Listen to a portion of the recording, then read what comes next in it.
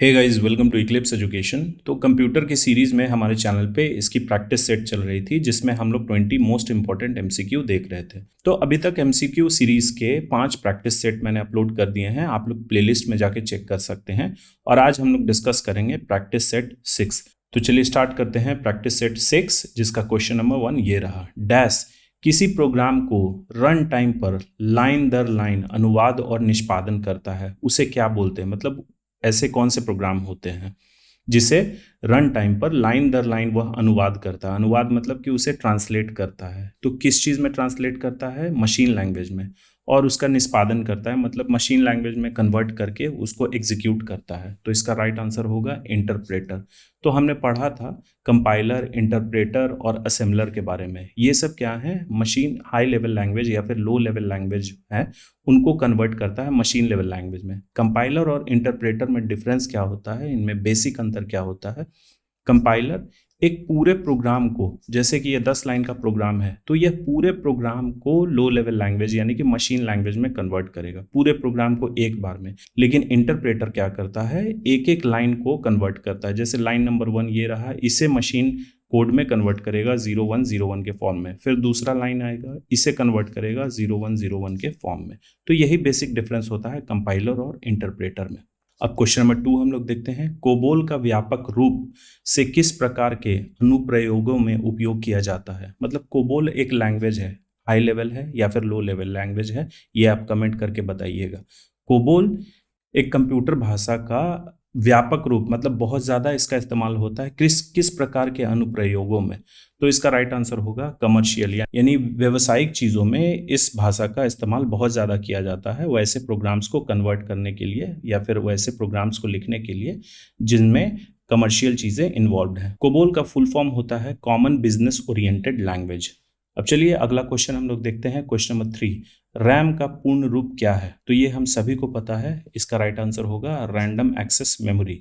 यह एक तरीके का प्राइमरी मेमोरी है और यह वोलेटाइल इन नेचर है। वोलेटाइल इन नेचर कहने का मतलब कि इसमें डेटा तभी तक बना रहता है जब तक हमारा कंप्यूटर ऑन है या फिर उस एप्लीकेशन पे काम हो रहा है। अगर हम कंप्यूटर पे काम कर रहे हैं और अचानक से हमारा कंप्यूटर शट डाउन हो जाता है या फिर लाइन कटने की वजह से किसी तरीके से वह ऑफ हो जाता है, तब उसमें से डेटा जो है वह मिट जाता है। तो इसीलिए इसको बोला जाता है कि यह वोलेटाइल होता है प्रकृति में। अब क्वेश्चन नंबर 4 हम लोग देखते हैं। 1 बाइट इक्वल टू कितना होता है? 8 बिट, 4 बिट, 2 बिट या फिर 9 बिट्स? तो हमने कंप्यूटर मेमोरी के इकाई देखे थे कि उनकी इकाई क्या होती है, किस किस तरीके से उनकी क्षमता मापी जाती है। तो यह होता है उनका साइज। तो यही पूछा जा रहा है 1 बाइट इक्वल टू, यहाँ शब्दों पे ध्यान दीजिएगा, 1 बाइट। तो मैंने बताया था कि कंप्यूटर की सबसे छोटी इकाई जो होती है मेमोरी की, वह बिट्स होती है। और ये इस फॉर्म में होता है 0 1, ये 1 बिट हो गया और यह 1 बिट हो गया। तो यहाँ पूछा जा रहा है 1 बाइट, तो 1 बाइट बराबर होता है 8 बिट्स। 8 बिट्स मिलके 1 बाइट बनाते हैं और 1024 बाइट्स मिलके 1 किलो बाइट्स बनाते हैं। तो अगर आपने मेमोरी का वीडियो नहीं देखा है तो हमारे प्लेलिस्ट सेक्शन में जाके आप लोग देख सकते हैं। अब चलिए क्वेश्चन नंबर 5 हम लोग देखते हैं। एसएमपीएस का पूर्ण रूप क्या है? तो एसएमपीएस पता होगा, एक तरीके का हार्डवेयर है। यह हार्डवेयर उपकरण है, हमारे कंप्यूटर को पावर सप्लाई देता है। तो इसका पूर्ण रूप पूछा जा रहा है, एग्जाम में इस तरीके से भी क्वेश्चन आते हैं। तो इसका राइट आंसर होगा स्विच्ड मोड पावर सप्लाई। ये देखिए एसएमपीएस का इमेज है, इसमें कई सारे ये पिन रहते हैं और इससे हमारा केबल कनेक्ट होता है, मेन केबल जो हम लोग इलेक्ट्रिक बोर्ड से लाते हैं, इसमें कनेक्ट करते हैं पावर केबल के थ्रू। फिर ये फैन ऑन होता है और ये सब जो कनेक्टर होता है वो कंप्यूटर के मदरबोर्ड में लगा होता है। अब चलिए क्वेश्चन नंबर 6 है। एनालॉग लाइनों पर डिजिटल डेटा ले जाने के लिए उपयोग किए जाने वाले उपकरण को क्या कहा जाता है? तो इसके बारे में हमने पढ़ा था डेटा कम्युनिकेशन में, कंप्यूटर नेटवर्क के डेटा कम्युनिकेशन लेक्चर में, कि एनालॉग लाइन पे डिजिटल डेटा किस माध्यम से ले जाया जाता है। ऐसा कौन सा उपकरण होता है जो एनालॉग लाइन पर डिजिटल डेटा ले जाता है या फिर उसे कन्वर्ट करता है? तो इसका राइट आंसर होगा मॉडेम।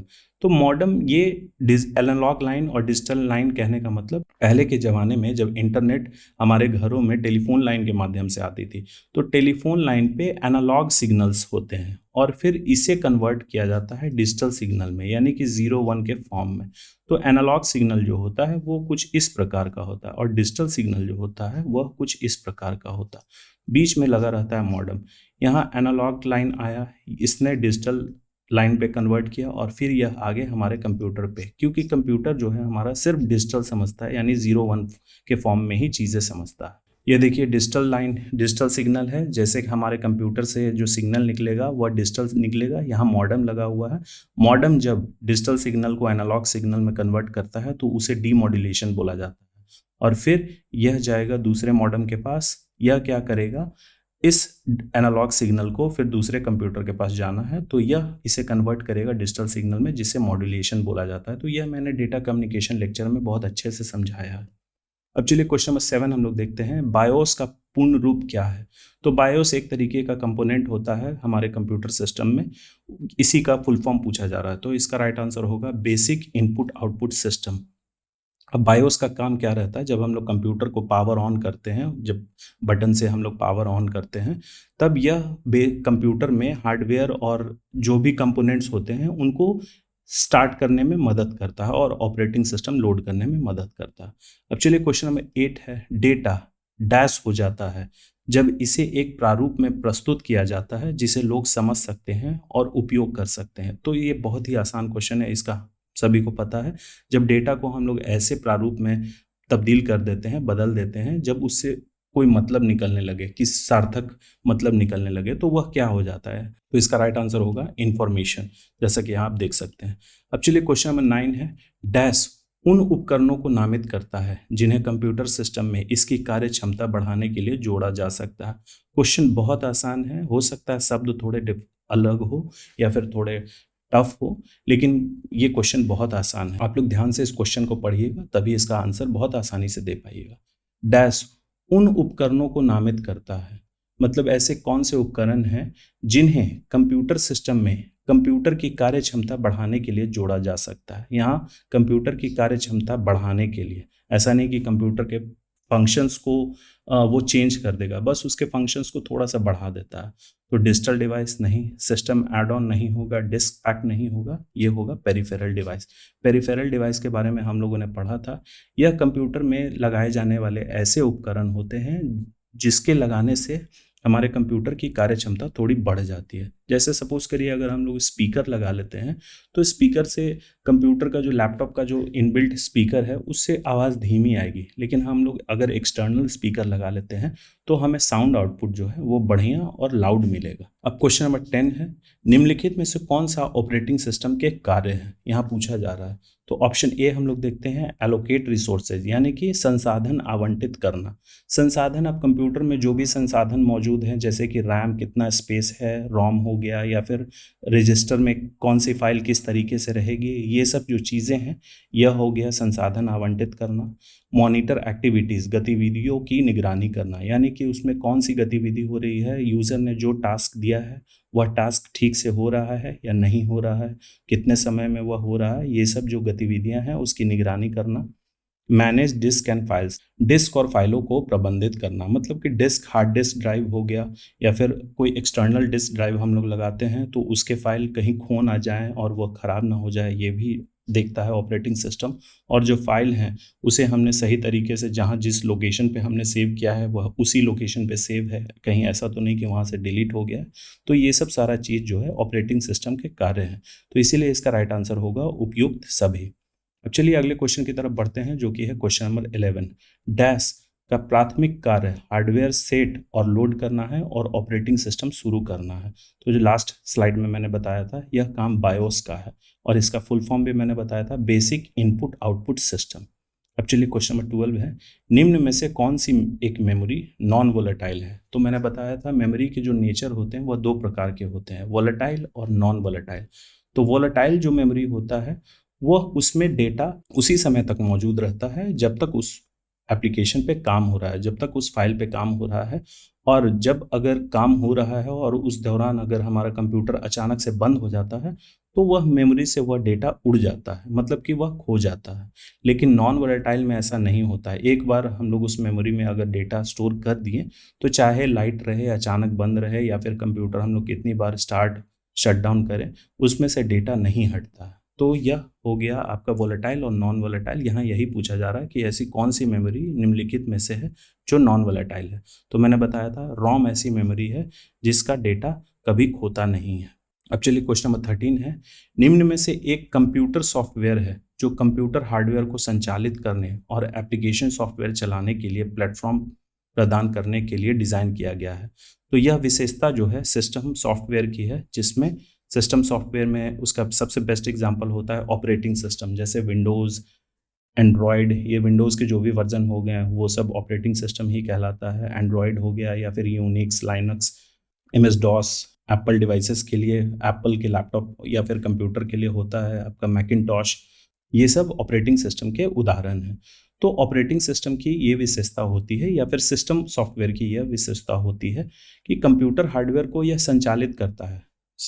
ऑपरेटिंग सिस्टम का मैंने बताया था विशेषता ऑपरेटिंग सिस्टम लेक्चर में, कि यह क्या करता है, यह यूज़र को कंप्यूटर में लगे हुए हार्डवेयर को इस्तेमाल करने के लिए मदद करता है।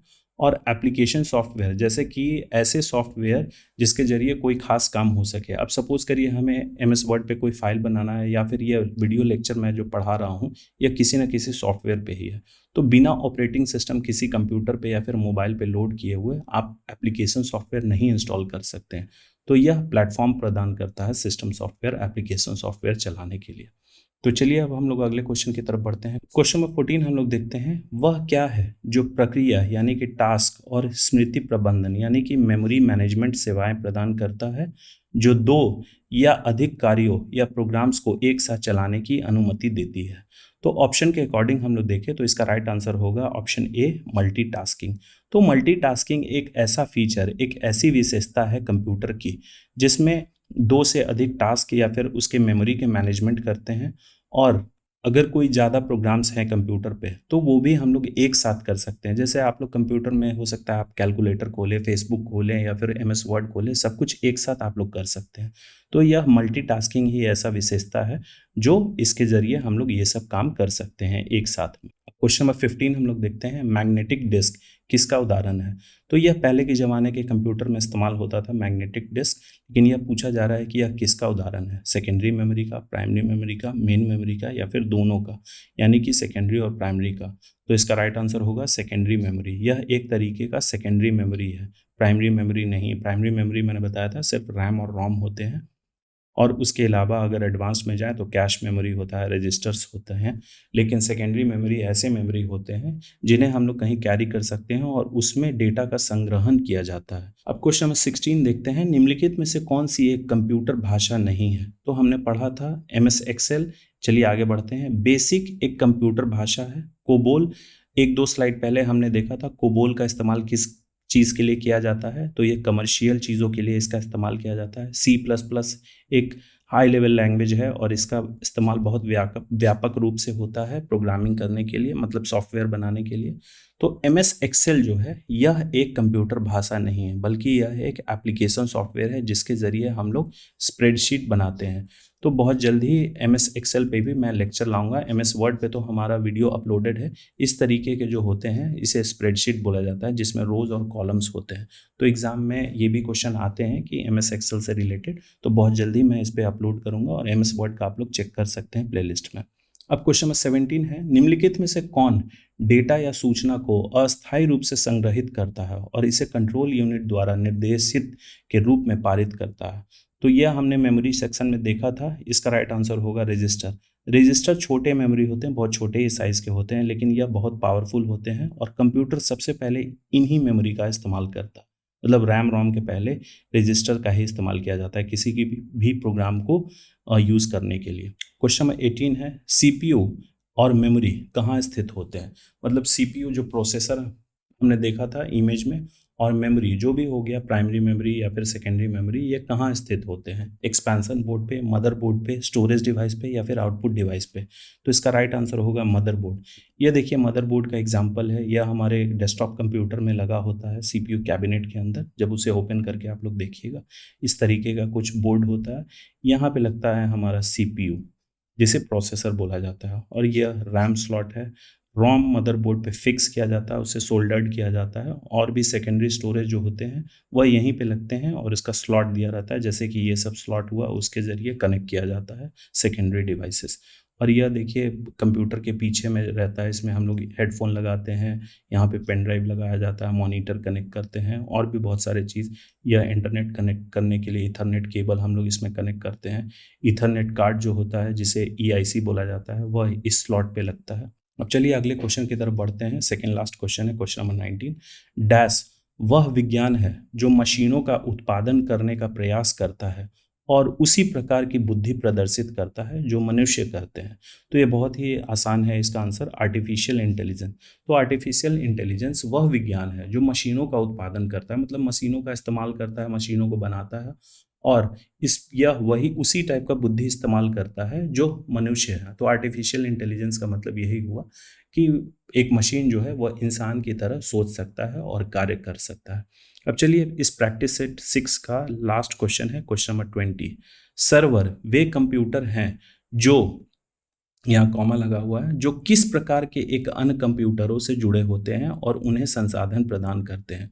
तो सर्वर और क्लाइंट क्या होता है वो हमने देखा था। यहाँ पूछा जा रहा है कि जैसे यह सर्वर हुआ, सर्वर से कुछ कंप्यूटर लगे हुए होते हैं, तो यह पूछा जा रहा है कि यह जो कंप्यूटर लगे हुए होते हैं वह किस प्रकार के कंप्यूटर होते हैं।